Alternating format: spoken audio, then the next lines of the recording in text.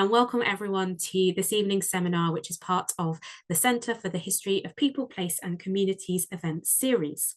The Centre fosters engaged, innovative research into place histories across all regions and periods, from the rural to the urban, from the parish to the metropolis, and we have an emphasis on the localised, the micro-historical and the site-specific.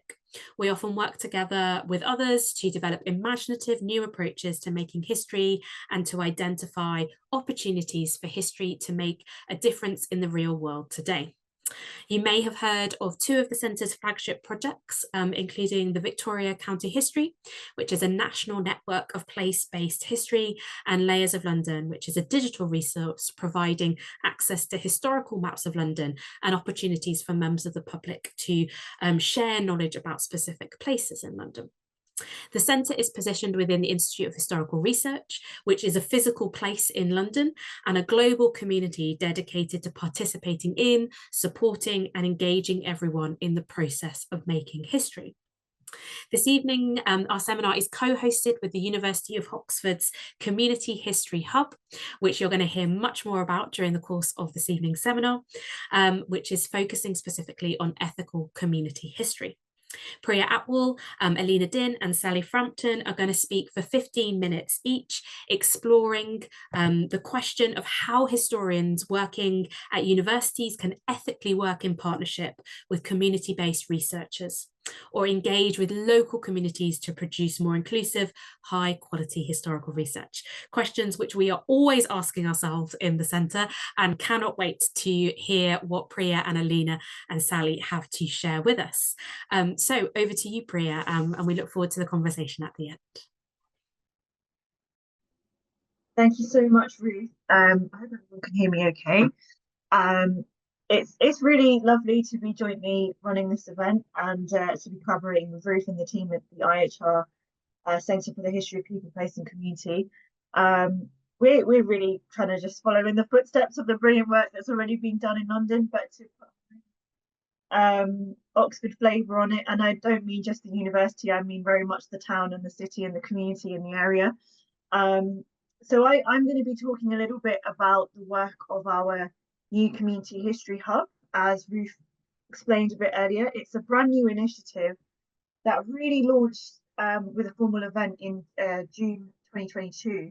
But I've been in post as the first Community History at Oxford's History Faculty since November 2020. My post has grown and evolved at that time. It was a fledgling 1 day a week position when I started off. It's now full-time with 6 fabulous projects that I'm in charge of supporting and supervising and learning from, 2 of which you're going to hear from today. Aleena Din works on the Muslim history, and Sally Frampton works on health history. And that's 2 out of 6 of our really fabulous research strands that focus on the local history of Oxford and Oxfordshire, but centres the perspective of community knowledge and historians themselves. So I've got some slides to quickly share. I'll talk you through what we've done with the hub so far and what our approach is, and how we understand the workings of community history within our project. But let me just quickly share my slides, and I'm going to try and keep to doing that within about 12 minutes, so there's plenty of time to hand over to my other colleagues. So just bear with me while I share my slides, and hopefully everybody can see that. And I'm just going to go into slide sharing mode. There we go. Ruth, is that looking okay? Yeah, you're seeing the brilliant. Thank you so much. With any sound or technical difficulties I can see, please just let me know. Yeah. Okay. So first of all, what is community history? Many of you on this call will know what it is, but Alison Twells, professor at Sheffield Hallam University, has very helpfully given us this basic definition, that community history crucially refers to the practice of historical research and writing in settings outside university history. So already, with the title of our event today, ethical community history, well, our community historians on the call might be saying, well, hang on, you tell us what's ethical or not. The ethical part, of course, is what we're referring to in relation to the way in which university academics are increasingly interested in co-producing, working alongside community historians to understand how they themselves are presenting their histories and to find ways to build bridges between the research that's going on within university settings or higher education settings and with those who are working independently, as Alison says here, in towns, villages and cities throughout Britain. And often the issue that we face, historically speaking, of course, is that these things are often held in a bit of a hierarchy. Now, I've tried to dismantle and mess with this hierarchy in this little diagram here, but initially I was thinking, technically academic history is placed at a higher status than the other three bubbles often, right? And academic history is seen as the real history, and everything else is somewhat secondary or inferior. And that's obviously not the case. And if anything, all of these different, somewhat supposedly different historical fields of research are actually mutually very deeply interconnected and flow into and out of each other in lots of interesting and creative ways. But historically speaking, what we've come to understand as academic history, or history with a capital H as is produced in university departments, was often the kind of high political history of great men, of political figures, and of nation states, right? What we come to know from the 19th century to today as the high history of a country, of a nation, and its making and its shaping. But local history can often be somewhat independent. People's history, again, somewhat independent. But all of these forces, all of these ideas have started to shape each other more and more. And even local history, in many respects, was quite an elite pursuit from at least the 18th century onwards. The kind of scholarly pursuit of gentlemen in country houses who were trying to record the history of their parish, of their community, or of a town or city. And and again, that's where academic history and local history, of course, local history is actively taught within universities from quite early on. They shared similarities, but local history, over the course of the 20th century in particular, came to be seen as a bit more parochial and became almost fell out of fashion, right? Whereas people's history, infused by methodologies such as oral history, feminist and gender methodologies, or even some of the innovative approaches of schools' histories that wanted to incorporate diverse perspectives, working class perspectives, took on a much bigger importance in Britain and the wider world, particularly after the World Wars, right? Now, community history, in many respects, carries within it so many of these other themes and approaches. And lots of people ask me, is community history just oral history? Because they associate it with people in their local area who want to interview people from a particular communal background in order to understand their history, particularly about migrant histories.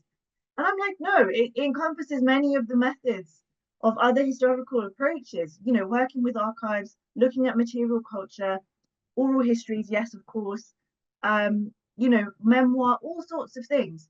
However, community history is in many respects, I would say, a bit of a new name for where local history and people's history have kind of merged, but left to one side. What we're thinking about today is, how academic history and community history are starting to be much more in dialogue. And I think what I want to set here as a very stark reminder is that with the funding cuts and the structural issues that we face in the humanities as a whole, in the higher education sector, so many of our academic colleagues, or potentially our ECRs, our postdocs, and our PhD students, may well not get the opportunity to work in academia. They may well end up working in, a version of historical employment outside of the academy. And in similar respect, there's many people who work within our communities who do really innovative, exciting research, public engagement, schools outreach work, who may never have formal academic qualification, but who nevertheless produce really rich research, right? So, okay, I've kind of in a very hashed way here, presented a sense of some of the historiographical background and the structural background to these, you know, supposedly different sections of the historical field. But actually, the lived reality of this is, and it's getting worse, I think, in particularly Western society right now with the strain on the humanities, is that the decreasing capacity to access history as a university-based subject due to funding cuts, due to political issues, and due to structural issues, means that even academics may end up as community historians, or community historians may never end up as academics. However, I think what we're trying to pursue as a project at Oxford is how to build solidarity between anyone researching, you know, their histories in an innovative way, to think about what we can do better together than apart, right? And how to really share our knowledge, share our different kinds of skills and methods of questioning, so that we can pool all sorts of resources and ideas and produce more and better history as time goes on. So just again, thinking about the practical ethics of this, or just the definitions really. I mean, I want to differentiate between community-led practice, which is where the community historian or the local historian who's working completely outside of academia lead the way and do their own thing effectively, right? And that is going on in towns, villages, cities, as Alison Twell says, up and down the country, whether academics like it or not. Co-production is where we try to work together. And that is what I'm going to be focusing on in today's conversation. It's thinking about how we can ethically find ways to engage and collaborate in ways that take into account the unequal sense of power dynamic between university historians and community partners, unequal access to research resources, so things like the amazing, you know, archives and books and special collections that we have in world-class libraries like the Bodleian, for example. The, you know, Oxford County Libraries and the History Centre have amazing stuff, but it's nowhere close to what we have within university archives, for example, right? And access to funding opportunities. That's also very problematic, and often community partners can't apply for research money without university partners by their side. So there's lots of issues to think about. But co-production is not just about the noble mission of trying to work together, it's also thinking about all of those structural obstacles that stand in our way. So what are we doing at Oxford? We've created a new hub, as Ruth mentioned at the start, and this is both online and in person. You can check out all of the digital resources that we've made available on our website at www.communityhistory.ox.ac.uk. And on there is details of all of the projects that we're currently funding, as well as a directory that we're slowly building of lots of local history research that's going on in Oxford and Oxfordshire. And honestly, there's some brilliant, awesome people, and we're nowhere close to documenting all the projects that are going on, but we're getting there bit by bit. So if anyone on this call is from the area and would like to advertise their work, feel free to let me know and we can add a profile for you to the website. But we've also added a toolkit, which is starting to think about, you know, how can you work in partnership with community historians, or if you are a community historian wanting to work in partnership with academics at Oxford, how can you reach out? Who can you get in touch with? There's resources on there for how to set up your own oral history project, how to find funding for a community history project, how to think about ethics with setting up a digital archive. You name it, we're trying to find a way to put it on there.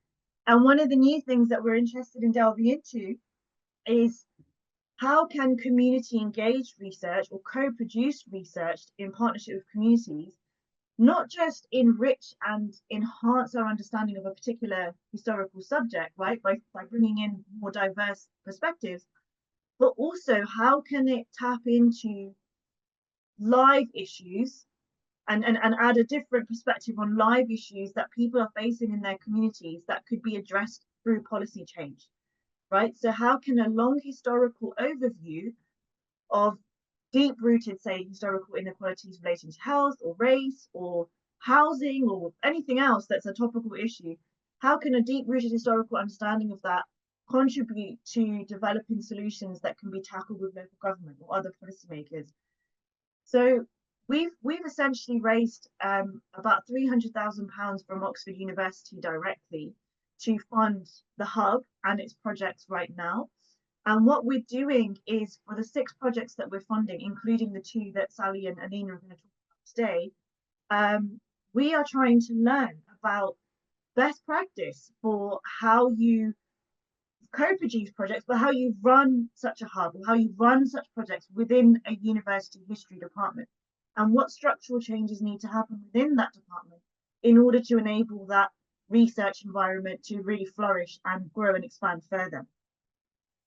And how are we doing this? I mean, it's a slow process, and it's multifaceted, and it's not perfect. And I'm sure Sally and Aleena can speak to that in a bit. But in a very brief nutshell, we have been trying to scope out, the experiences and the views of lots of local colleagues, of student groups and community-based practitioners. We run regular termly workshops with all the project leads, so Sally and Aleena and others, to see how their projects are getting on, where issues are cropping up. We've been trying to follow kind of ethical guidelines that were recommended by the University of Bristol. And we've been trying to learn, Ruth and I have had chats before, haven't we, Ruth? What's going on really well elsewhere, and what could we be doing better at Oxford? And these are the ethical principles that Bristol University's Common Cause project have come out with. I'm not going to go through them in great detail now because I want to leave time for Sally and Aleena. But these are, I know, a lot of respects are common sense, right? They are common sense principles for how you should work together to make projects more egalitarian. But they are not always easy to implement. So things like fair practice in payments, a commitment to fair knowledge exchange, they have huge implications for the ways in which our universities operate. For example, prior to 2023, our Oxford University consultancy contracts, if a community organisation had worked with us on co-producing research, they did not get to retain their copyright or intellectual property over their research. We now have a clause that says that they do, and they will share that with the university, and we only take usage of it in concern to things like research and teaching. Otherwise, the partner will be named on their publication. They will have the copyright over that. It shouldn't be a huge thing, but it is a big step that we've been able to take, right? We make sure that all project participants are paid, but thinking about the payment structures has also been a journey. So there's lots of things to be worked on, and I fully appreciate that other colleagues at other universities may be grappling with this in their own ways too. So just to wrap up, I just wanted to focus on very quickly on some pros and cons. I think the biggest pro from what we've learned so far is just there's so much more exciting history to be made and written that is much more all-encompassing and democratically produced, more inclusive, and therefore richer. We are not dumbing down the field. Many of the partners that we work with are extremely knowledgeable, extremely experienced. It just so happens that they just don't work within a university department. If they had done, they'd probably be professors by now, right? So there's so much to do. And there is so much enthusiasm out there to do more. People just don't necessarily know where to go. So we want to open the door for people to think about history as a subject that they can engage with and they can contribute to. The challenges that I think we are facing is, like I said, that history and humanities as a whole is facing cuts, and we need to find a way to build solidarity across the field so that we can, show the benefit of what we're doing and really run with it, right? And since the whole levelling up agenda, where place-based engagement but policy making has become more and more important, I think there's so much scope for place-based histories to play a real part, right? And this is reflected, I think, in some of the changes that we're seeing in funding models being offered by the AHRC, for example, the latest Lucia scheme, or a new ECR scheme that they've brought out to engage with local government, the mission award that they advertised last year. There's lots of exciting stuff happening, but it doesn't quite seem to have been developed enough necessarily right now. So I'd be very interested to hear if people are applying for these kind of things, how they're finding it. And last but not least, I wanted to mention a shout out to any of the postdocs or ECRs in the room. You guys are doing some of the most exciting research in this field and have some of the most engaging ideas, but it's fully clear that it's tricky for you to publish in this area, right? It's the the single authored monograph is still the gold standard for recruitment and getting a secure academic position. That's not fair because it might shut you off from the possibility of co-authoring publications with awesome community partners. So I think one of the things that we need to think about for the future is how do we make this a more open playing field for both our new up and coming academic historians as well as community partners that you might be excited to work with.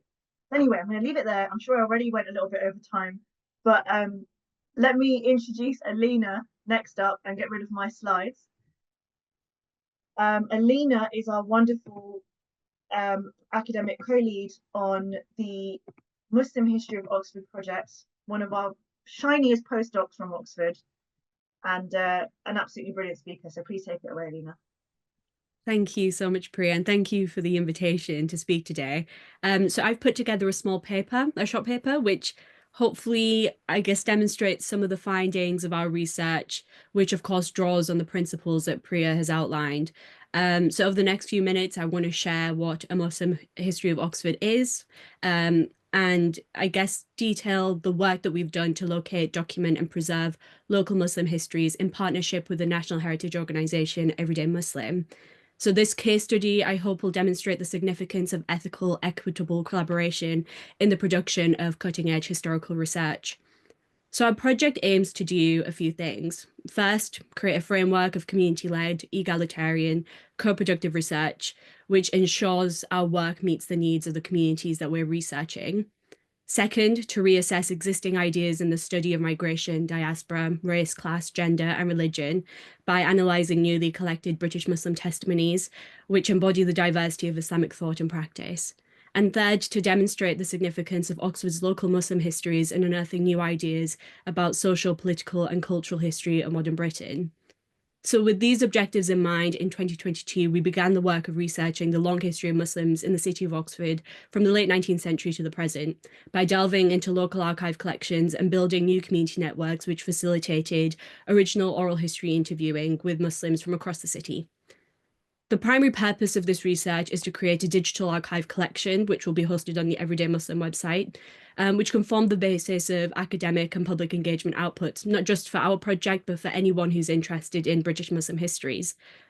The collection, which we are continuing to develop, this is ongoing research, reflects the experiences of Muslims from all walks of life, ranging from Muslims who arrived in the late 19th century as students and scholars, to growing communities in places like East Oxford, where labourers from the Commonwealth often settled from the mid-20th century onward. Collecting these histories has been a long and often complex process, given the limitations of existing archive collections and the time-intensive process of fostering trusting and meaningful relationships with the communities we're researching. In nurturing relationships within the community, through events such as a community history consultation we ran last year, we've uncovered new and exciting dimensions about Oxford's social and political history, which disrupt not only prevailing ideas about the development of the University of Oxford, but also the growth of immigrant communities whose everyday lives rarely intersected with the educational histories that have become synonymous with the city. For example, in trying to identify some of the earliest Muslim students to matriculate at the university after the enactment of the University Test Act in 1871, which ended religious discrimination at the universities of Oxford, Cambridge, and Durham, we realised quite early on that student records did not include information about religious background. So it meant having to adopt, I guess, quite a crude approach of using surnames to identify Muslim students. And this, of course, poses lots of ethical problems, but it seemed the only way to be able to document the early presence of Muslims in the city. So one of the names we came across, for example, the earliest name we came across was a person called Ahsanuddin Ahmed. So he was born in Calcutta and was the son of a Nawab, or a government official, an elite government official. And he matriculated at Balliol College on the 4th of December, 1877, aged 18. we know really little about Ahmed's life, which is indicative of a lot of the records that we've come across. Whilst we have matriculation records, for example, after that, it is very limited information. Um, but it's really important that we have this name, that we have concrete information about this individual, that we can trace back the presence of Muslims in Oxford to the mid-19th century is really exciting. But it means that we have to look at other student records to infer what Ahmed's experiences might have been like at Balliol. And that means looking at similarly positioned Muslim and Indian students. So, for example, we can look at Wasif Ali and Nasir Ali Mirza, who were the first Indian and Muslim students to be enrolled at Trinity College in 1893. Despite Wasif's status as the heir to the Nawab of Mushirabad, a title which he eventually held from 1906 to 1959, both brothers were required to live outside of college accommodation on the grounds of being Mohammedan or Muslim. So neither brother took a degree, and despite their status as members of India's ruling elite, discrimination on the grounds of religion framed their experiences and presumably pushed them outside of these metaphorical city walls that, unlike other students who had the privileges of living in college accommodation, these students, we presume, probably went into the city looking for accommodation and therefore probably had very different experiences with locals who lived in the city despite, the university. So through the process of creating this archive collection, we've learned about the significance of Muslims in lots of different ways. But I think one that has been really interesting for us is how Muslims have been politically engaged as activists, not only as student activists, but in local, national, and global contexts as well. So this includes leaders such as Kamal Hussein, who is a founder of Bangladesh. And he refined some of his political ideologies at the university by becoming networked with like-minded students through the Oxford Majlis. And that's a left-wing anti-imperialist student forum for students who came from across South Asia. And so in other words, you have these very prominent political figures who came to the university, very transient experiences, and became networked with individuals who then went on to lead some of the most important resistance movements of the 20th century. And these were young people who were still trying to find their feet in the world and trying to understand the environment around them. And to do that in Oxford is quite a specific and interesting experience.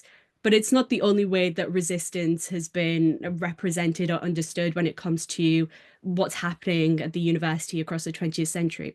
Oxford in the 20th century.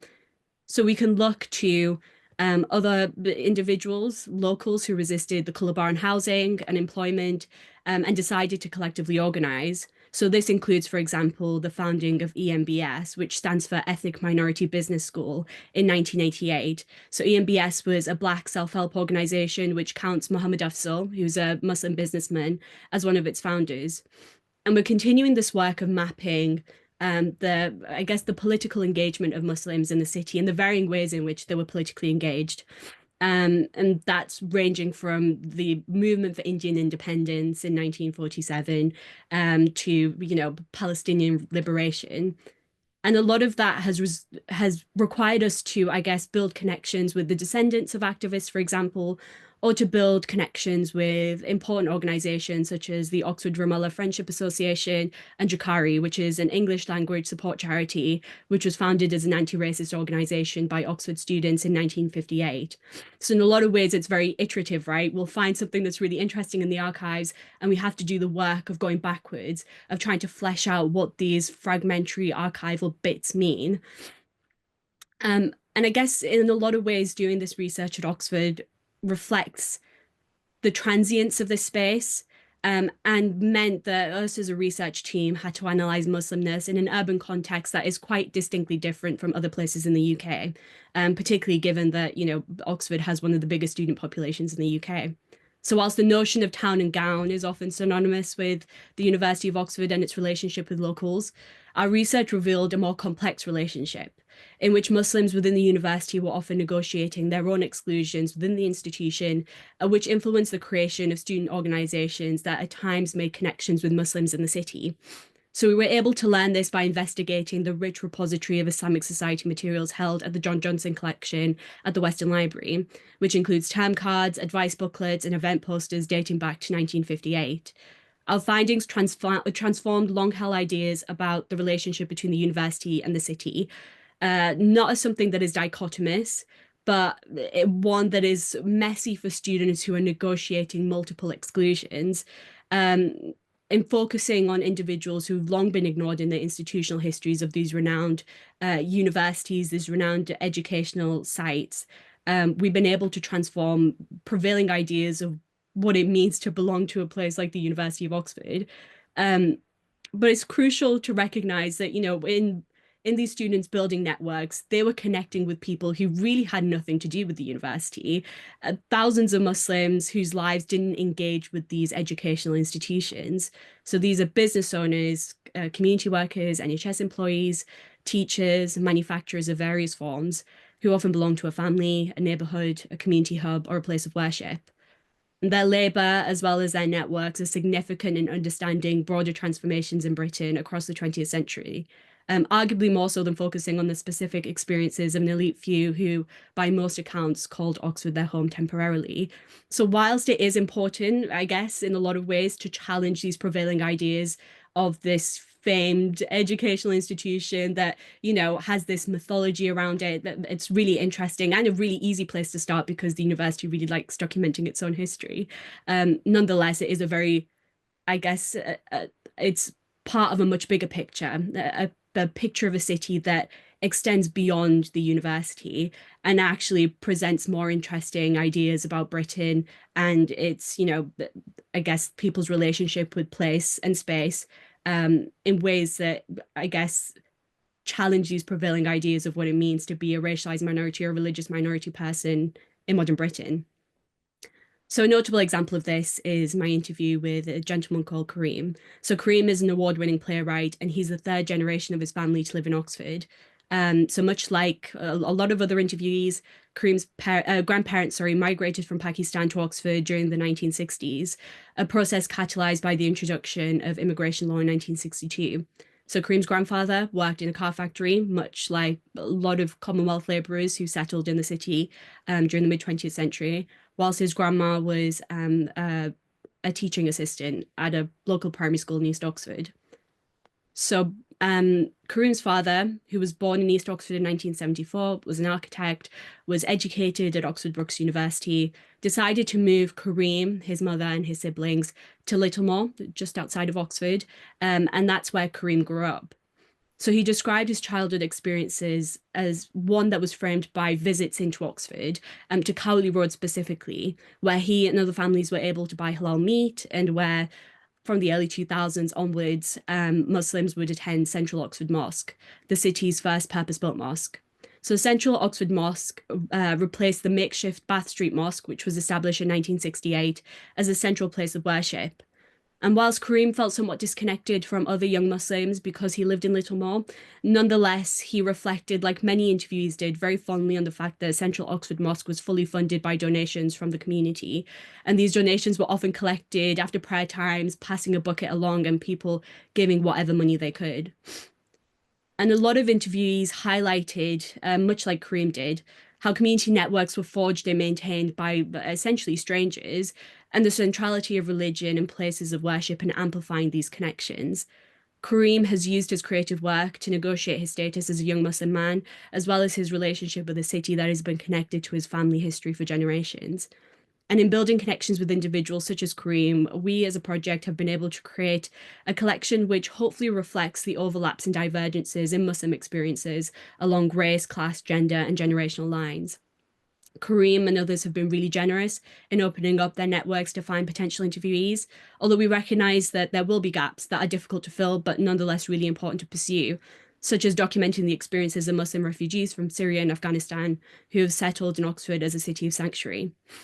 So in doing this research and conducting around 20 life histories, still an ongoing process, of course, we've had to contend with various questions. Namely, can we write a community history without obscuring individual experiences? And what are the responsibilities of creating an archive collection in terms of what's included and excluded, given that these decisions can affect future research agendas? So through the refinement of our methodological approaches and in answering these questions, our research has demonstrated the critical importance of community-driven research in refining ideas about the histories of modern Britain. Making these materials publicly accessible remains the most important objective of our research. It's the most significant way in which we can challenge the absence of Muslims in existing social histories of Britain. And in doing so, we're creating new possibilities for research within Oxford and beyond, as researchers engage with the collection for their own projects. And this is fundamental, I believe, and as Priya has rightly pointed out, to the production of world-leading research, which has local significance but can reach national and global audiences in really interesting and dynamic ways. I'll end it there, but of course, I'm really happy to take any questions after Sally has given her presentation. But thank you.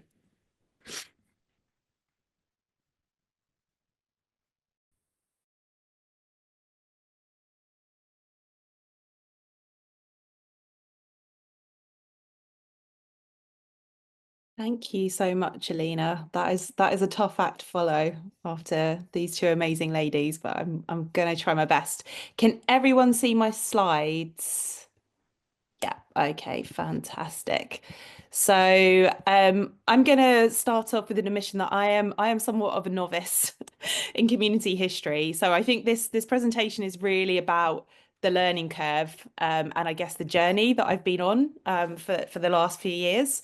To give a bit of context, so I'm a historian of medicine by training, largely before this project in the 19th century. So not really thinking about oral history so much, but I think some of the things from that research kind of life before and still ongoing life are relevant. In that kind of work, I've often focused on histories of healthcare professions that are perhaps less well documented. So one of my other projects is on the history of first aid and life saving. And there are some quite interesting analogies in that I have learned a hell of a lot from local historians from projects like that.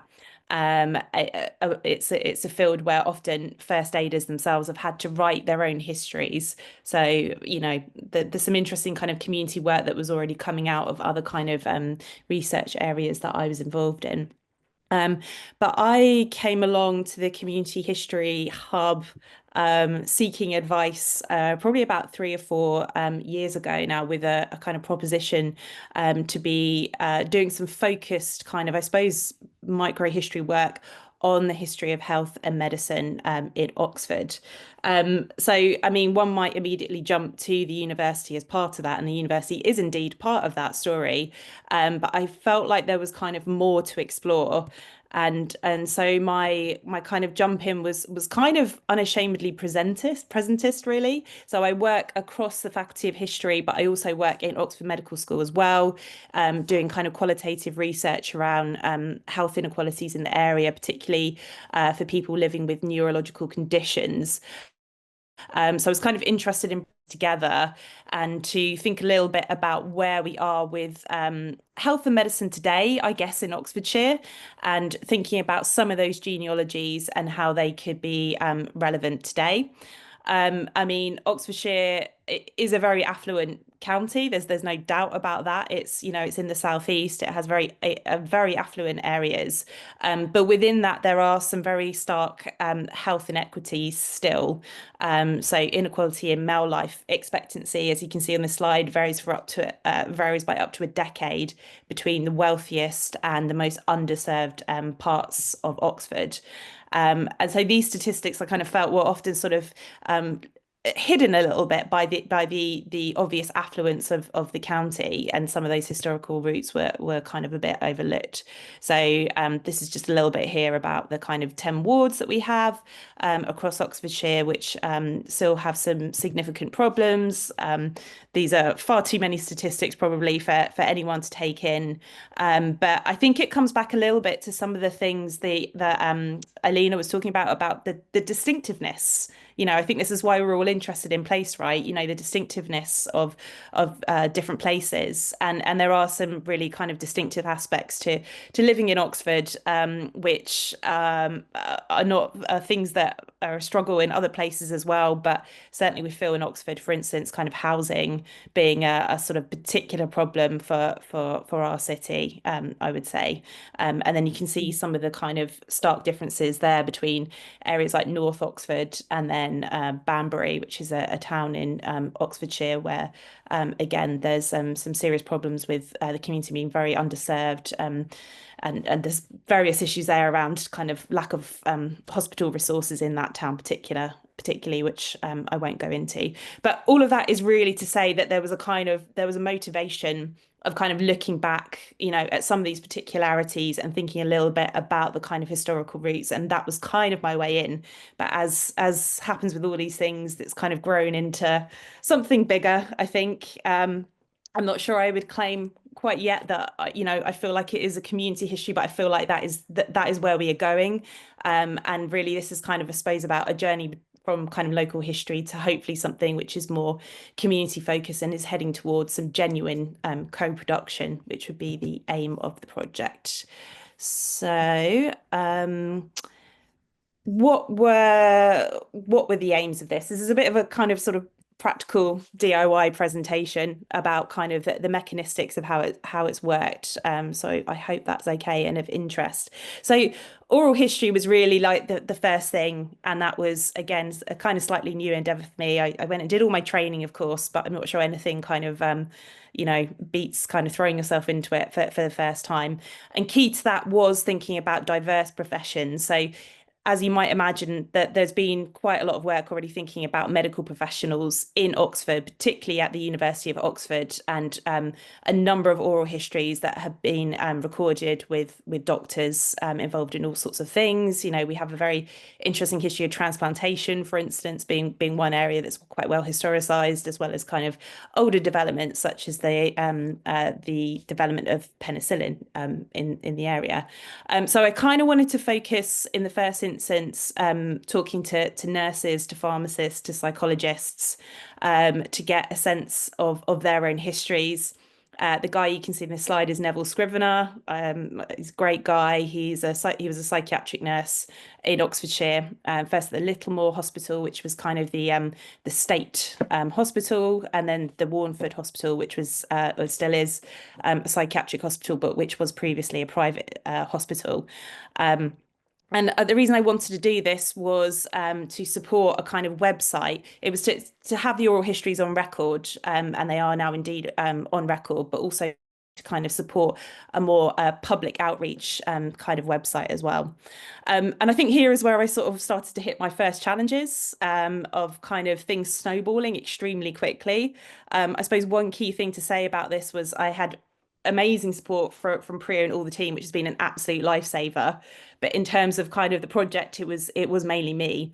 And so I think there we see the kind of first challenges of, the time constraints. We've all got lots to do, right? How do we make sure that we're doing this in a manner which is, equitable and sustainable, but also, within the limited resources that we have. So things kind of snowballed quite quickly. There's more than 12 oral histories now. It's kind of increased since then. I forgot to update the slide. And things moved very quickly indeed. The key kind of desire, though, was to have a sort of a kind of approachable, accessible website. And I think here again, I think a lot of what I'm going to say is going to be reiterating things Aleena's already said, but the careful negotiation of thinking about what historians and local and community historians in the area had already done.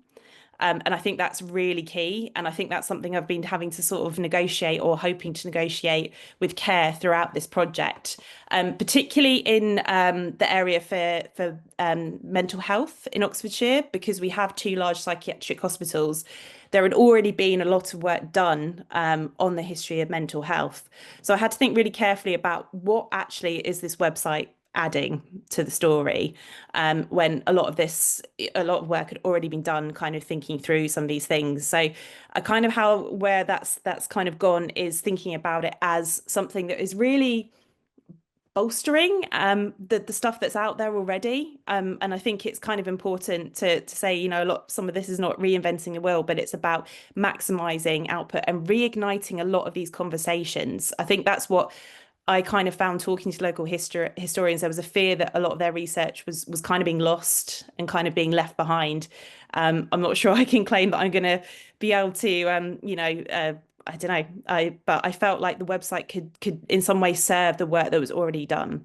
Nonetheless, the website was also an opportunity to be creating new histories of areas that had less attention. So I've got just a few kind of examples up there. One recent one would be some current work we're doing looking at the Luther Street GP surgery, which was established in 1985 for the homeless and vulnerably housed in Oxfordshire. So here again, you see this kind of thinking through the genealogies of the housing problem, which have very clear intersections with health, of course. So doing some dedicated kind of micro-historical work, thinking about this very innovative GP surgery, quite distinctive GP surgery, and what it can tell us about the place of Oxford as a whole. A lot of this work I developed was with Uncomfortable Oxford, who you might have heard of, who are an amazing social enterprise who do lots of very cool walking tours in Oxford. I recommend going on one where they talk about a lot of these hidden histories in Oxford. So I just wanted to acknowledge that as well. Some of the other things were about having another look at some of the kind of, I suppose, more traditional narratives that have emerged from Oxford. So penicillin is, I guess, a good example of that. You know, we have a lot of very hagiographic kind of narratives of penicillin and how it transpired in Oxford. But some of the social history of that has been kind of less studied. So if you go on our web pages, and I think a link is going to go in at some point, if you look at the penicillin page, I think what we were trying to do was just sort of add another twist to it, revisit some of these things with a new eye. I mean, that's what we do as historians, right? It was about revisiting some of these narratives and thinking about how new interpretations might be valuable to people. We also have done a number of school worksheets. Again, that was something that it kind of felt like could add a lot of value to the local community. I think this was a really interesting one. I'd be really interested to talk to people that have done work in this area because again, it was quite a steep learning curve. The key thing that I think kind of we learned from that was the importance of worksheets, working very deeply in collaboration with secondary school teachers. I mean, secondary school teachers don't have much time, right? Like you want to go in with a well-presented package of something that's actually going to fit in their curriculum. So if anyone's thinking of doing that, the one thing I would suggest is working into your budget, having some teachers who you can pay as a kind of consultant to review your work, because we learned quite a lot from this. So we decided on these 3 subjects for the worksheets: anatomy, mental health, and penicillin. And as soon as we started talking to the teachers, we realized that the mental health one was going to be very tricky in terms of fitting it into the curriculum. So things like medicine through time don't actually have very much on mental health, as I understand it. So we had to completely reshape that worksheet to make sure that it was going to fit with the teaching that was happening in the school. But it has also been one of the most enriching parts of this whole project. And shout out to Zeba Patel, who's a doctoral student here in Oxford and is also a teacher as well, who did absolutely amazing work, kind of bringing these sheets together, thinking really carefully about how things would work as a lesson plan, bringing together the global and the local. I think that's the kind of USP of the worksheets and what she has done so beautifully. And again, we can maybe discuss this, you know, how you kind of get these local stories in within this broader historical context, and then even further getting it into kind of discussions among people at secondary schools. And I think she's done a really, really good job thinking about large scale global events, but then also paying attention to the local stories of the individuals. And we've got some really interesting local stories, I think, within there that just kind of add something to the worksheets. And again, these are slowly going up on the website, and if anyone's interested in them, do let me know. And then in some of the time I've got left, I really wanted to talk about our collaboration with Oxfordshire Recovery College. And I think here we're getting to the portion of thinking through sort of building up relationships with local community partners. So Oxfordshire Recovery College are a really amazing initiative set up in East Oxford. The broader organisation Restore has been going since the 1970s, so it's kind of interesting historically itself. But if you're not familiar with the concept of recovery colleges, they're places where people who have lived experience of significant mental health issues, once they're in recovery, kind of become sort of tutors themselves essentially, and it's a kind of space for people in recovery to talk, to come together, and this is all facilitated by tutors who have this lived experience themselves. So slowly over time, I've built a relationship with Recovery College, and if you're interested, we've done a film together, which I think again is going into the chat. This is a 15-minute film where some of the amazing recovery tutors, so you can see them there, that's Stephanie, Tom, Hasina, Tina and Philippa, came to the archives of the Warneford Psychiatric Hospital to have a look themselves at the archives, and we kind of filmed the discussion. It was a really interesting process working with them, and I suppose one kind of key thing that I learned from that is difference in outputs, right? Like, so, you know, as an academic, we're kind of still trained to be thinking about the ref a lot of the time, although I think community history really challenges that in a really interesting and kind of radical way. And of course, something like that, what value is that going to add, like for a community organisation? So we had a really long discussion before we did anything at all about what actually would be a good output for Oxfordshire Recovery College. And it was decided that a film was really what was needed. This is in part because they have this great thing on their website called the Library of Life, which is where a lot of their service users have made their own films talking about their recovery. Again, it's a really fantastic resource. And so very much they're kind of the visuals and the films are kind of sort of a priority for Oxfordshire Recovery College. So we came together and decided to do a film. I mean, I think it was, I found it a very enjoyable experience. I think everyone involved found it an enjoyable experience too. I don't want to speak too much for them, but if you look at the film, you know, there's some really interesting discussion from the group about things they expected to find in the archives, and maybe how those expectations, you know, what they found was different from what they expected. We talk a lot about language, which is kind of a huge part of discussion in recovery, how that language has changed, how it hasn't. Some of the contentious language we have today. So if you watch the film, there's a discussion about personality disorder, for instance, as a kind of really contentious terminology in psychiatry today.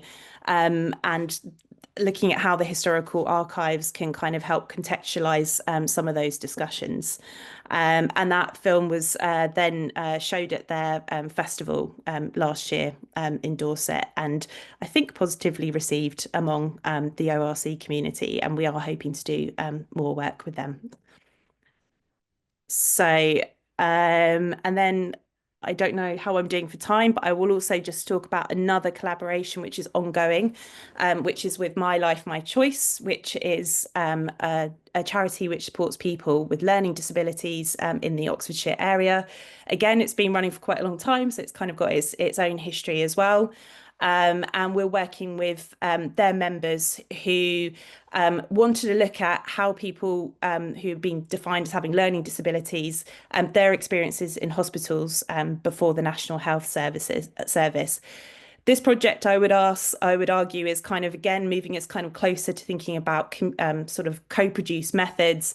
My Life, My Choice went off and had their own discussion about kind of what they wanted to do, what could be done in the time they have, the support that their users would need to explore the archive. We have a really amazing local historian, Liz Woolley, who's been in the business of community history in Oxford for a very, very long time. And she has been helping the group scope local medical history records. And they are putting together a kind of easy read report, co-created with their members. It's been an amazing project. I mean, already they are finding things out about the histories of asylums in Oxford that no one knew about. You know, often there's a historical assumption that people who have been defined as having learning disabilities are kind of put in separate institutions, and that is not what they're finding at all. They're finding that people were being put in hospitals like the Warneford. So they, with their work, are changing the history of psychiatry in Oxfordshire, which is just amazing. So it's been a pleasure to work with them. And then finally, before I get on to the challenges, briefly, just to say kind of next steps. And I think sustainability is, you know, such a huge part of this conversation. You know, a real challenge for all of us who kind of want to see this kind of work carrying on. But I am pleased to say that we are stepping towards a kind of co-produced exhibition on the Warneford Hospital, which has its bicentenary next year. There's going to be lots of things, schools engagement programme and lots of other things. But I think the key thing to say about that is that the focus is on basing the exhibition on the direction of service users. And I think, that couldn't really happen without kind of laying the ground over the kind of the last few years. So we have discussions happening with Oxfordshire Recovery College, but also other organisations as well, to make it a kind of truly sort of co-produced kind of initiative as well. Is it straightforward? No. There are lots of challenges within that. And for my last slide, I just wanted to mention kind of a few challenges that I've encountered. And I think some of those will kind of resonate with things Priya and Aleena have already said. The obvious one being, whose voice isn't there. And this kind of, again, links to sort of the snowballing of oral history. Someone recommends someone else. So, what do we do there? But then does that lead us down a path where other people's voices aren't getting included? Timeliness has been a really kind of tricky one for me, kind of working on lots of different projects, as I'm sure many of us are. And, feeling the duty and the obligation to make sure, once I have that interview, that it's transcribed, that it's going up, that all the aftercare is available there for the people who have so graciously allowed me to interview them, often about very emotive subjects as well. So making sure that's all in order, is rightly a big commitment, but we have to kind of recognise that as well, which then leads into the kind of the general question of sort of time and resource limitations as well. And how to facilitate growing connections and community. I mean, these are challenges for all of us, but Aleena, I know, picked up on the transients of Oxford kind of in particular, where we're sort of 66% of our staff are on fixed term contracts. It doesn't necessarily lay the ground for sustainability for a lot of people. And there's a lot of people who want to do that work, but it's not always kind of practical or feasible for them to do so, which I think is a great shame. Clear structures for payment. I think Aleena, Priya and I could talk about that for quite a long time. That is very, very much there and set out in the kind of Bristol clauses. But, is the university sort of ready for that? Has it got everything in place? I think we've all kind of individually had some difficulties with that, and making sure it is in order for our community partners. And, we want to feel comfortable that we can reach out to work with community partners, and we can't do that if the structures for payment, timely payment, are not in place. And then finally, I mean, it all kind of comes back to sustainability, I think, and how we kind of continue this project. And, particularly in Oxford, there is a certain level of distrust of the university, so, rightly so, that researchers come in and then they disappear.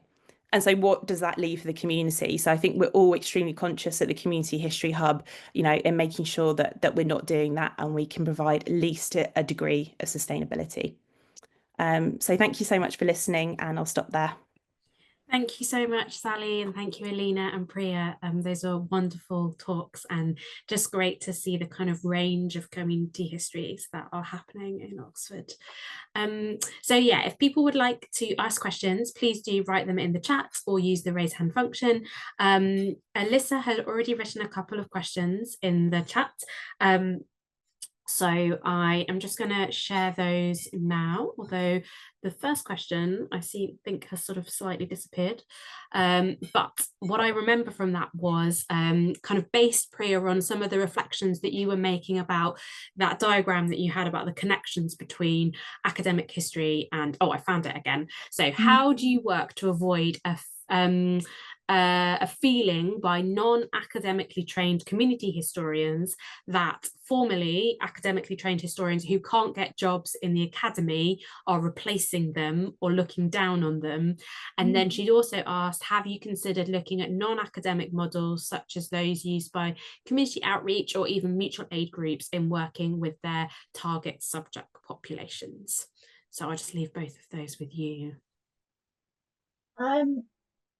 Two good, very good and quite big questions there in a way. I mean, I can't say that I've directly come up against an issue myself where someone, has felt like a community historian has felt, again, some of these labels are quite arbitrary, right? How we're saying community historian versus academic. I mean, it's we're still having to put people in buckets.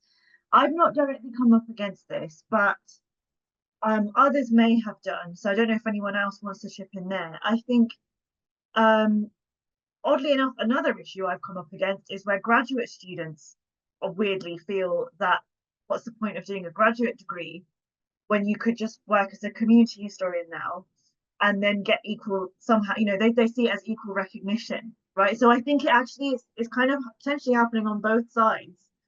And also, I mean, there's also the kind of whole commercialization of public history, right? The William Dalrymples or the Simon Shammers or the others of the world who may or may not have the academic, background or qualifications, but are very privileged and are doing very well in the kind of public domain of popular history. So, I mean, what I would, if anyone out there is grappling with this issue, what I'm trying to say is that I think the approach that I'm trying to take and that I'm trying to encourage particularly my academic colleagues to take is to say, rather than succumbing to a zero-sum game where everyone's competing over a diminishing pot of money and resource and time, we kind of need to find ways to collectively lobby, whether it be internally within our institutions, within universities, to improve structures for supporting humanities-based education and research and public engagement, to ensure that our own institutions aren't cutting our budgets and moving it across the sciences or something else, but also in feeding up to funding bodies like the HRC or Wellcome or the Heritage Lottery to, wherever possible, incorporate scope for people to work collaboratively in a more fair and well-funded way, right? Because that's the ultimate way that we're going to solve these issues, not by, I mean, on a case-by-case basis. Yes, speak up for our colleagues across the board, so that they don't be, especially our partners in the community, so they're not made to feel inferior by any way, shape or form. But long term is to try and find systemic ways to tackle this, which is why, obviously we're very happy that we were working with you at the IHR on this event, right? And I've gone and spoken at York about some of these issues as well. And I know that Birkbeck in the past few years did a big conference on public history and community engagement and this kind of thing. So I think people, because it's not just in Oxford, yes, as Sally and Aleena rightly said, we've got a major issue with town and gown. We're not the only place that is dealing with this. And I think we all need to come together on tackling that. Because at the end of the day, history as a subject is so important, it's so part of public debate and discourse. And with the amount of misinformation out there, it's increasingly fraught, right? So we want to support people wherever we possibly can. Can you remind me of the other question?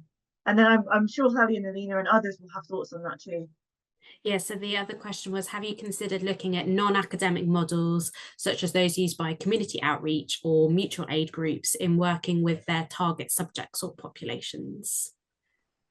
With the building of the hub, right at the start, I must admit we didn't. It was the Common Cause model from Bristol Uni that we were most engaged with, as well as, I think, looking at what Christy Warren and other academics had done, who particularly, I guess, people who had worked in fields such as particularly Black history, for example, or anti-racist histories, who were, and that in a way, again, comes out of community-based history, and that's now been co-opted more and more into academia. I think the other interesting kind of bank of research and understanding around community-based history was looking at what happened with the commemoration of the First World War centenary. So obviously the HRC and the Lottery Fund at that stage gave lots of money to university community partnerships, but also community-led heritage projects. And they did lots of evaluation around what worked well and what didn't at the time. So those were our initial kind of set of resources and models that we tapped into. But I think since then, if I'm honest, I'm open to looking at everything and anything, and for me it's an ongoing learning curve. I think, like Sally and Aleena have faced. I think one of the models that I've been really interested in is community organising, right? So things like kind of Citizens UK, and organizations like that are talking about how do you listen to community voices, how do you harness, again, solidarity and cohesion with communities to create stronger bargaining power, and how do you access the needs of local people and get to the heart of what they want, so that you can find ways to start actioning solutions or build bridges to do stuff. Kind of very much about grassroots mobilization and grassroots needs, how to get to that, and not just go to gatekeepers, but also think about who the widest range of stakeholders can be. I've become more and more interested in that sort of model. But I think there's lots more out there. So if there's other things that people are willing to suggest that we should think about, or that they found useful themselves, please just drop some literature or something in the chat, and I'd be more than happy to look at it later. But again, I don't know if Sally and Aleena have thought about this in other ways.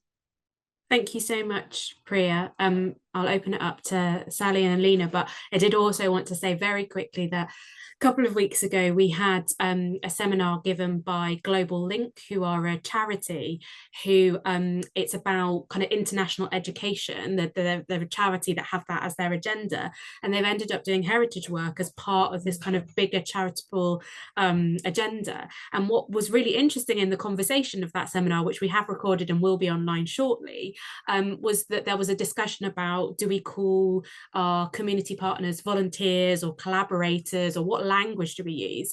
And Alison, who was the partner from the charity, was saying, well, I use the word volunteer because within the charity sector, we use the word volunteer. Yeah. And we don't mean volunteers in a really passive way. We mean them in that they are a highly skilled group of individuals who are contributing to a project. And it was really clear that the way that they were doing community heritage and history was grounded in their charitable organization, the way that the charity functioned. And I think that there were some interesting kind of reflections that could be taken from that model.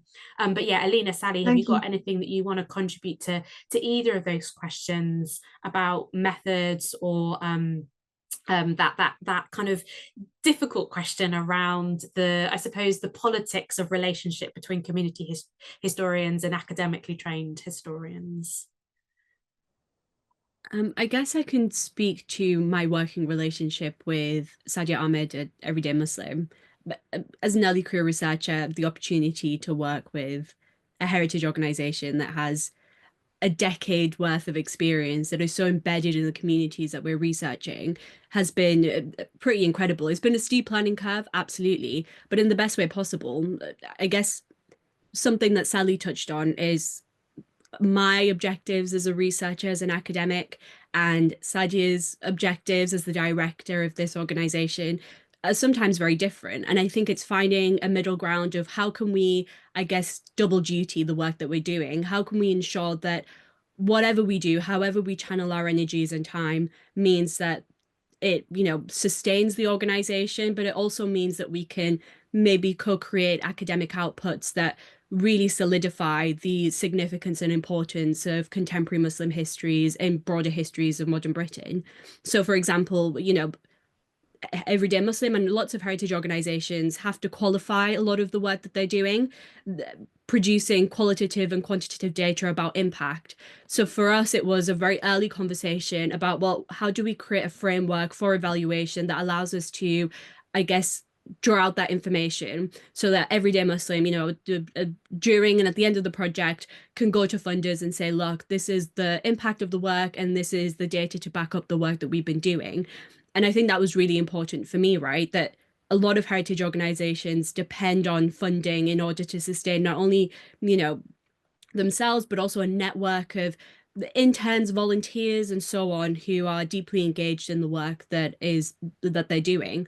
But more than that, I think as a historian, it's really fundamental to understand that, this work, that Everyday Muslim has been laying the groundwork for this type of research for a very, very long time. And that for me, learning and listening is crucial for the success of the project. When it came to producing public engagement outputs, for example, I had an expert there. I could ask her questions about how best to engage the local communities we're working with, but also how to, I guess, reinterpret this archival and oral history research in a way that it's accessible to wide-ranging audiences. But of course, I guess, work that prioritizes Muslims in the community. That's who we've always worked for, really.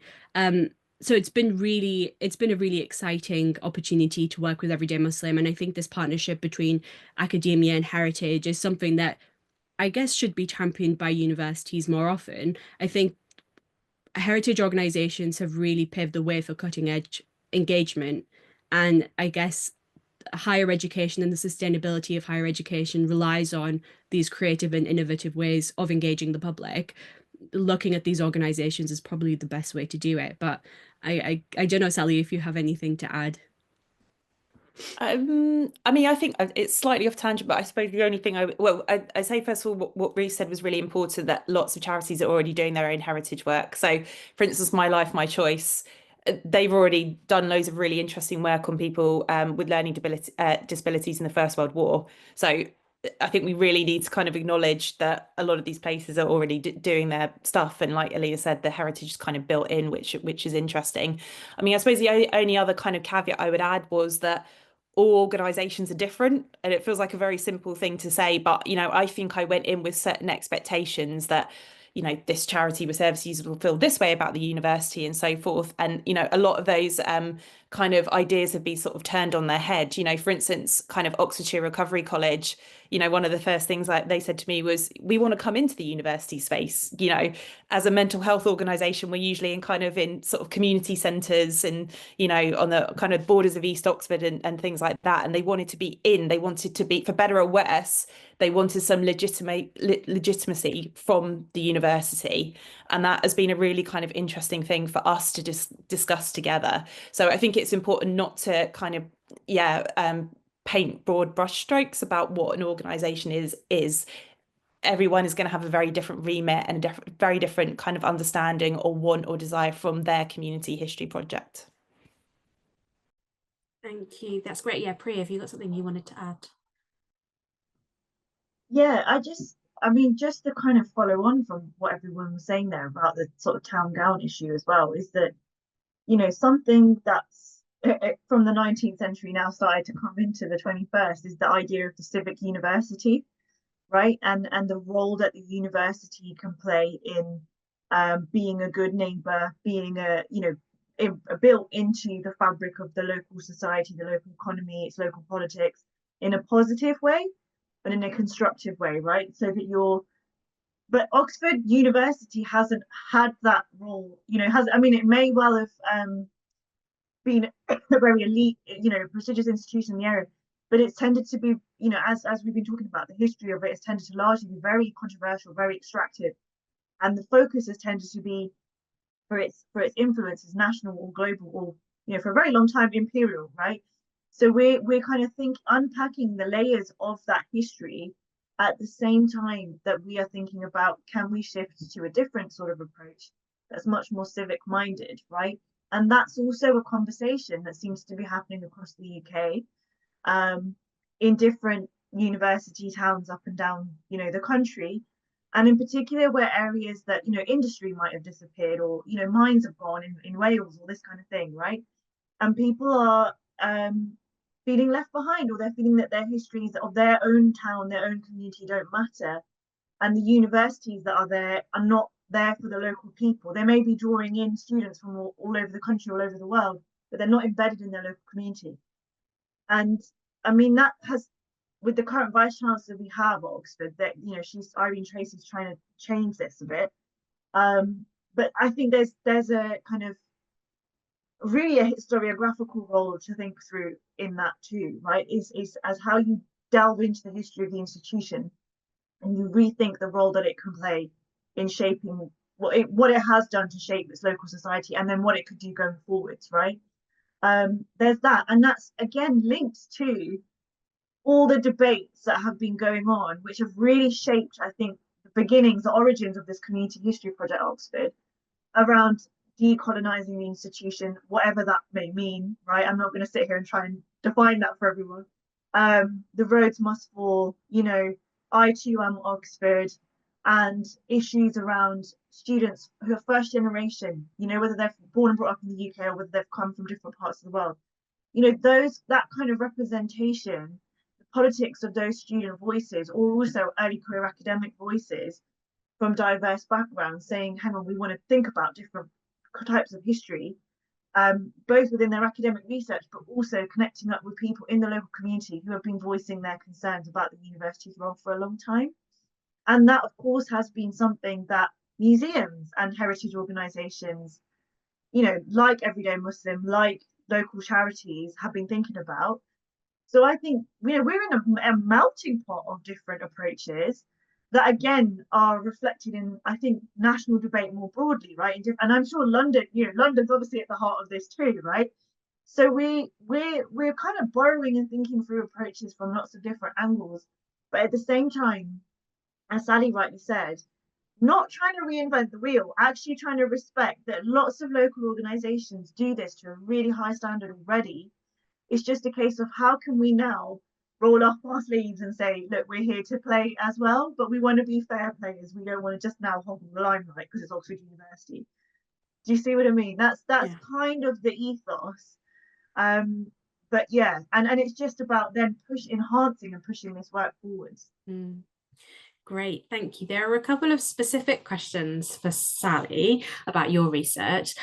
So I'd like to ask, Chris says, I'd like to ask how you protect against the disclosure of names of the living and recently deceased when interviewing healthcare staff for oral histories. And then there's also a question, could you please tell us a little bit more about the involvement of doctors and teachers in your research? Did they participate on a volunteer basis?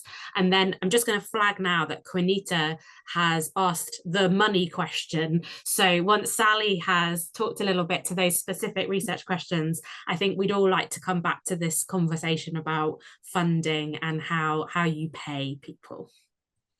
Yeah, thank you for those questions. They're really, really interesting and important. So in terms of patients being discussed with the healthcare staff, that I specifically wrote into the participant information sheet that it was to be, we would, no patients would be named in any part of this process, you know, living or deceased, because that had to very, very specifically be there. So any conversation about patients is non-identifying within these interviews, and there is a couple of interviews that are embargoed still, because there's a couple of practitioners who are kind of not quite out of practice yet and did not feel comfortable yet for those oral history interviews to be public. So they wanted to do the interviews, but they are to be released at a later date when they felt comfortable, because they're still in practice. In terms of other healthcare practitioners, I suppose it's a little trickier, isn't it? Because there needs to be some kind of freedom of discussion. To be honest, I haven't come across, I don't remember any issue of feeling like that there was something uncomfortable being discussed, and I think kind of some healthcare professionals are sort of maybe quite good at self-censoring with that kind of thing as well. So I didn't write anything into that, but I mean, I think with all of these, you know, you just need to make sure your participant is comfortable, that there is discussion before, that, you know, things that do need to be itemized, like for instance discussion of the patient, go on the information sheet, which is what I did. I hope that kind of answers your question, but you know, feel free to drop me an email if you have more questions. And then the other question was about the doctors, the healthcare professionals and teachers. So the oral history interviewees were volunteers. So they were kind of mainly retired. So, you know, there was expenses could be covered for travel and refreshments provided, but that was it. With the teachers, so obviously Zeba, who created the worksheet, who has a background as a teacher herself, was paid to create the worksheets as a kind of consultant for us.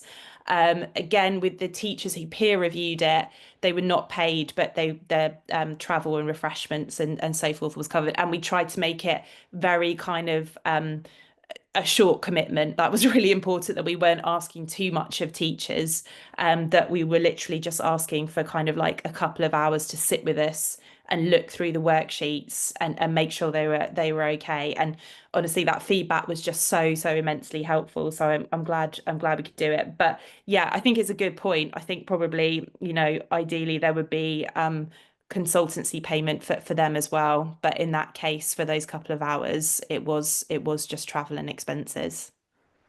I think, was that everything? Thank you, Sally. That's wonderful. Sorry. Yeah. Yeah. So there are a few different kinds of questions or conversations going on in the chat about funding and money. So Kunita has specifically asked a question about are funders okay with funding projects that go against the national narrative, particularly within the context of today's political climate? And Quinita's been doing some work at the IHR about the Windrush generation, and Kunita and I were talking about this the other day, but there's some government funding about celebrating the history of the Windrush, but it specifically says this cannot be used in anything that is vaguely political. So conversations there around the kind of politics of funding and how funding can be used for projects that might have a kind of political element to them.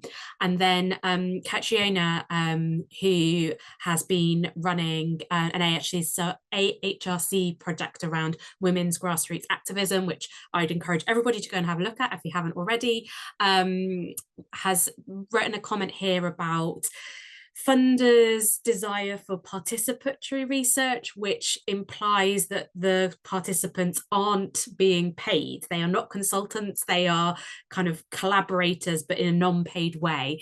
And yeah, I'd just be really interested in how you've been navigating this. I know that some of this is through the university and university funds, but yeah, there's been a lot that you've had to navigate. So we'd love to hear your experiences. I was going to say, Aleena, do you want to take the last question? Because I feel like you've been living that.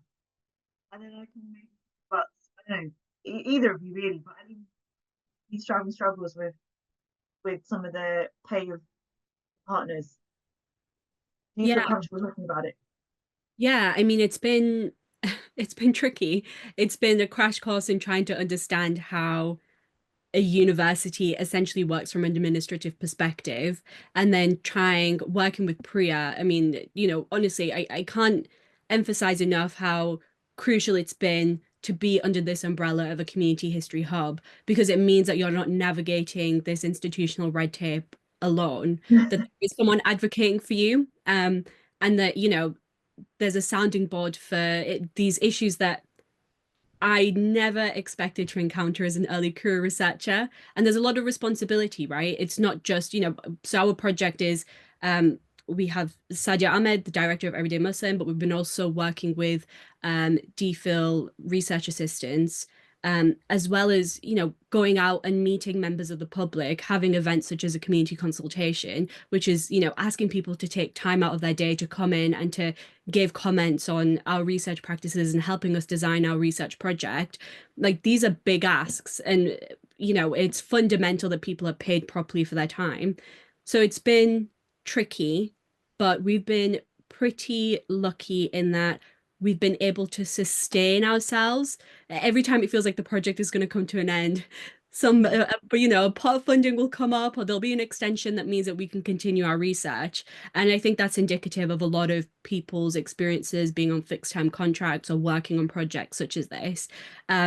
So it's been, there was the Knowledge Exchange Fellowship and Innovation Fund at Torch at the University of Oxford, which funded our research for more or less a year, as well as the funding, of course, from the Community History Hub. And now it's next steps, like, how do we scale this project? And now it's the new crash course, which is learning about, big funding bodies, their requirements, how can we scale the project and make it as ambitious as possible. Like this, our research in Oxford sits alongside work that Everyday Muslim has been doing for years in and around London and invoking collections that have been significant to historians, to members of the public. So how can we apply some of the methodological refinements around oral history, around archival research in new places across the UK, and try and draw comparative analyses of how place affects Muslim people's experiences and their ideas of community. In doing that, you need money.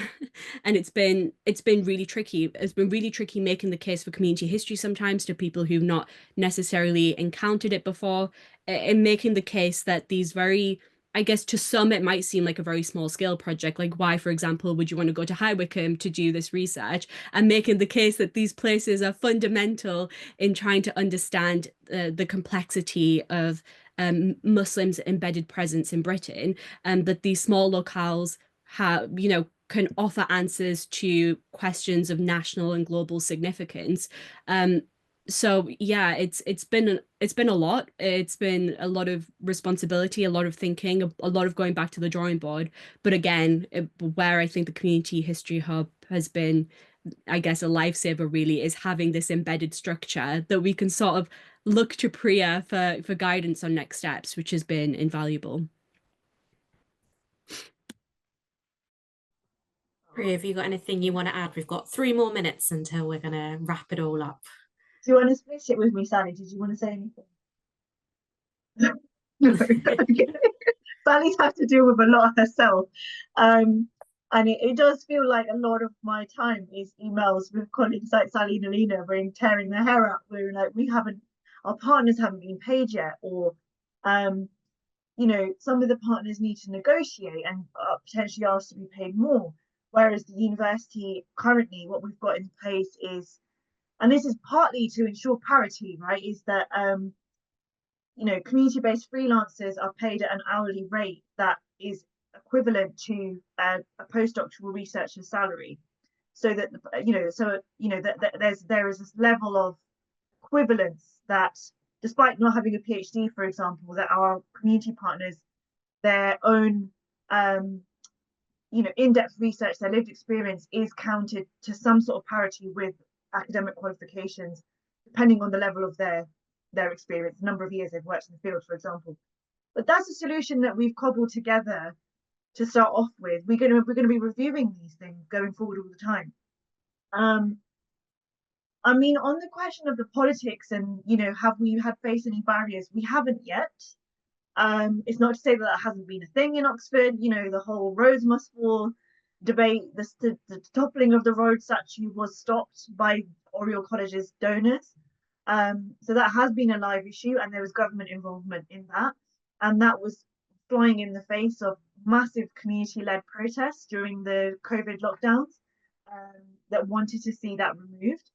But, all of these impetuses have led to the rise of this community history project that we're working to establish.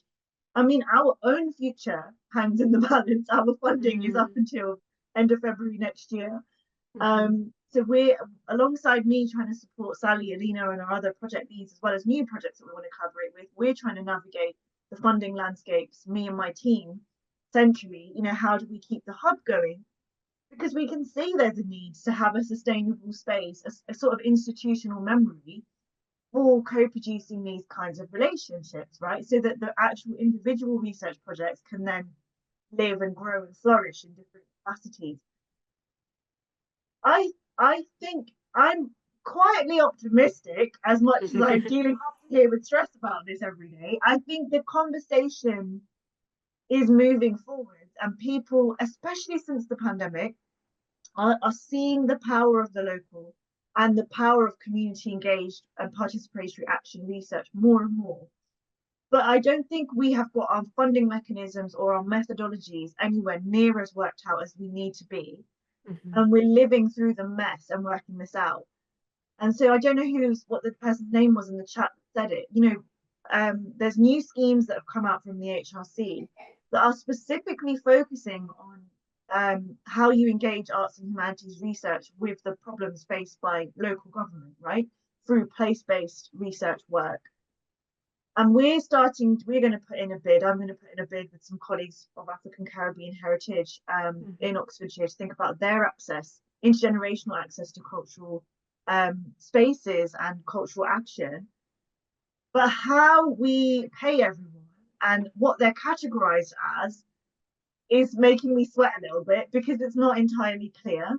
And I think we're just going to have to work with the categories that we are given for the short term, but engage in a wider conversation for the long term. Because, for example, the term volunteer, myself and the Community History Hub, we don't use it because we classify volunteer as someone who's giving their time unpaid. So because we're trying to pay everyone, we would never use the term volunteer. volunteer. We don't work with anyone as a volunteer. But as others have rightly said, that volunteer can have different connotations, right? Consultant can have different connotations. There's also the thing that colleagues from professional services within the university, who are technically not academics, who are administrative colleagues in the university, they also have specialist knowledge to share.